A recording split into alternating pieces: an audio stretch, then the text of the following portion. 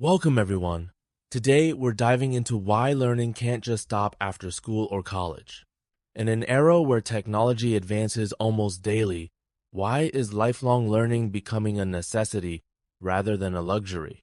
That's a crucial question. The pace of change is staggering. Consider that the World Economic Forum estimates 85% of the jobs in 2030 haven't even been invented yet. The skills we acquire early quickly become outdated, which means continual learning is essential just to stay relevant. That's a powerful statistic. It reminds me of the analogy where knowledge is like software, it needs constant updates. But what motivates adults to keep learning, especially when daily life is already so packed?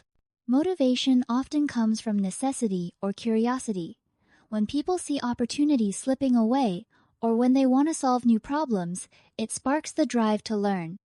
Plus, there's growing evidence like a Pew Research study that 73% of adults now see personal growth as a lifelong journey, not a destination. Let's dig into the science for a moment. Some say you can't teach an old dog new tricks, but is that actually true when it comes to our brains? Not at all. Thanks to neuroplasticity, our brains can form new neural connections at any age. For instance, studies at MIT have shown that adults learning a new language or instrument develop entirely new pathways, much like children do. That's fascinating. So, does this mean adults might even have advantages, such as applying prior knowledge or life experience to new learning? Precisely. Adults can leverage analogies, existing frameworks, and context, making it easier to integrate new information. Imagine learning computer coding. Adults often connect it to language or math they already know, speeding up comprehension.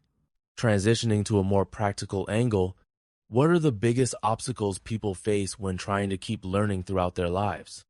Time is the perennial challenge, closely followed by fear of failure and access to resources.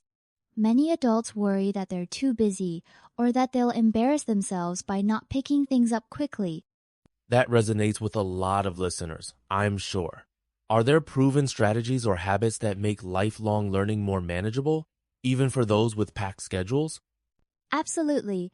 Micro-learning, breaking topics into bite-sized chunks, has been shown to improve retention and fit into tight schedules. Also, forming learning communities keeps people accountable and motivated.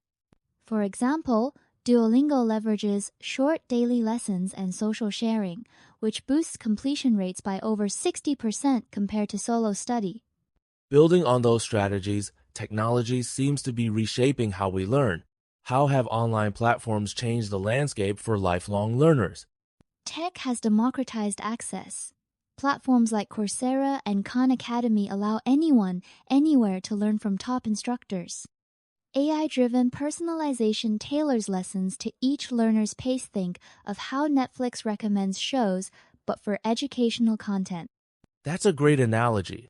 But with so much content available, how can learners avoid overwhelm and actually retain what they study?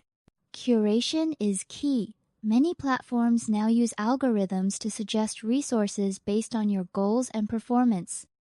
Paired with spaced repetition, reviewing material at increasing intervals, learners can drastically improve memory, as studies in educational psychology have confirmed. Let's anchor this conversation with some real-life examples. Can you share a story where lifelong learning led to profound transformation? Certainly. Take Maria, a 42-year-old accountant who lost her job during the pandemic. She used online coding boot camps to retrain as a data analyst. Within a year, she landed a tech job earning 30% more than before, proof that adaptability pays off. That's inspiring. It shows how learning can be both a safety net and a springboard. Have you seen similar shifts in other fields, maybe healthcare or education? Definitely. Nurses are increasingly upskilling in telemedicine, driven by patient needs during COVID-19.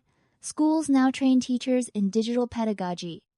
In both cases, ongoing learning not only preserves jobs, but improves outcomes for everyone involved. As we wrap up, what are some practical steps listeners can take to foster a mindset of lifelong learning regardless of their starting point. Start small but stay consistent. Set aside just 15 minutes daily for focused learning, be it reading, practicing a skill, or watching a tutorial. Over time, these micro habits accumulate into substantial growth.